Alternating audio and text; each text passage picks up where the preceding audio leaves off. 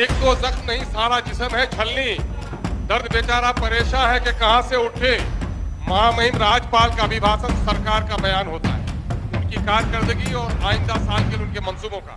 इस सरकार ने वादा किया था कि करप्शन को बढ़ने नहीं देंगे, क्राइम को कंट्रोल करेंगे और राज्य में कहीं भी कम्युनलिज्म को बढ़ने नहीं देंगे। सरकार अपने इन तीनों दावों में फेल हुई है। शिक्षकों का मामला बहुत दिनों से सर वो है और ये आखिरी बजट का मामला है सर।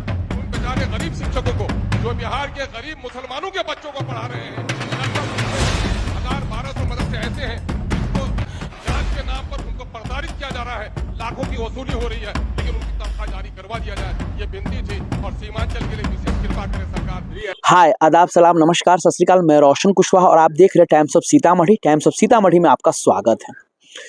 जिस तरह से परिस्थिति बदलती है, समय बदलता है, सेम नीतीश कुमार भी उसी तरह बदल गया। जी हाँ, ये मेरा नहीं, ये एमएम के जो प्रदेश अध्यक्ष है प्लस आमौर से जो विधायक है अख्तरुल इमाम साहब का कहना है।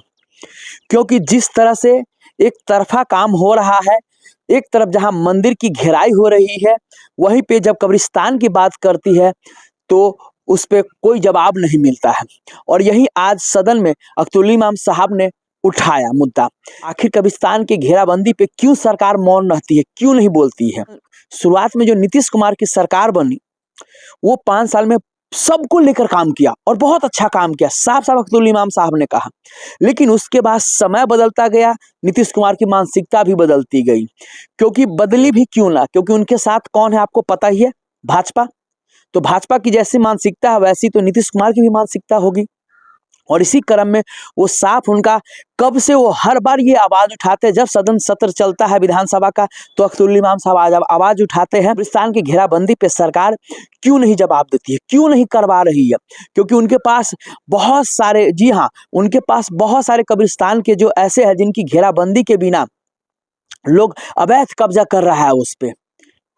आज सदन में भी अख्तरुल इमाम साहब इसी पे गरजे और फाइनली सदन के बाहर जब आए तो प्रेस कॉन्फ्रेंस में अख्तरुल इमाम साहब यही गरजे। देखिए, 2008 में नीतीश कुमार की सरकार ने बिहार में कब्रिस्तानों की घेराबंदी लॉ एंड ऑर्डर के मसले को सामने में रखते हुए फैसला किया था।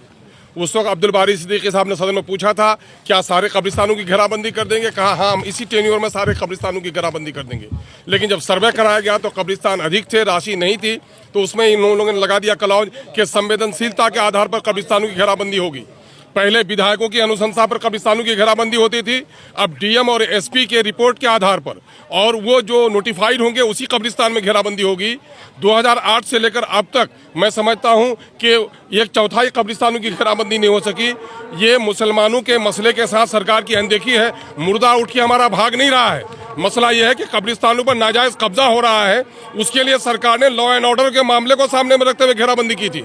लेकिन इन 12 सालों के दरमियान में जो कब्रिस्तान की घेराबंदी हुई, 3 साल के अंदर में उसकी ईंट गायब हो गई।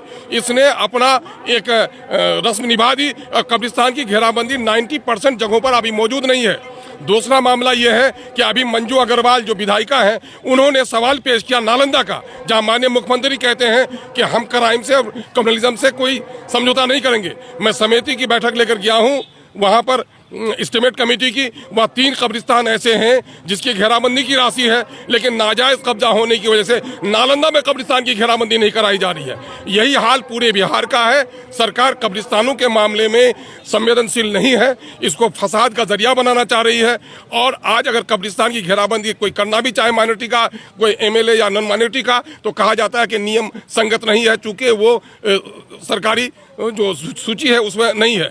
दूसरा मामला यह है कि सदन में एक विधायिका जो अपने क्षेत्र का दौरा करती है, वो कहती है कि वहां आपत्तिजनक जानवरों की वजह से वहां पर संवेदनशीलता बढ़ रही है, और नौकरशाह रिपोर्ट देता है कि नहीं, ऐसी कोई बात नहीं है। एक विधायक को झूठा मान लिया जाता है और नौकरशाहों को सही मान लिया जाता है। परंपरा ये रही है कि इस किस्म के मुद्दों पर पूरक क्वेश्चन पूछे जाते हैं, लेकिन हमारी पूरक को भी नहीं सुना जा रहा है और सरकार झूठी गवाही दे रही है। एक तरफ तो मंदिरों की घेराबंदी हो रही है, सरकार को हम इसके लिए बधाई दे रहे हैं, लेकिन सरकार ईदगाहों की घेराबंदी करने के लिए तैयार नहीं है। कब्रिस्तानों की घेराबंदी करने में नीतीश कुमार जी पहले कार्यकाल में ईमानदार तो थे, लेकिन अब उसकी नीयत बदल गई है।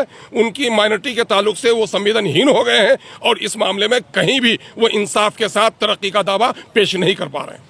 देखा साफ साफ अख्तरुल इमाम साहब का कहना है कि कैसे सुनवाई नहीं होती है। इस पे आप लोग का क्या कहना है, सो प्लीज आप लोग कमेंट करके जरूर बताएंगे। तब तक के लिए बाय बाय, टेक केयर, देखते रहिए टाइम्स ऑफ सीतामढ़ी।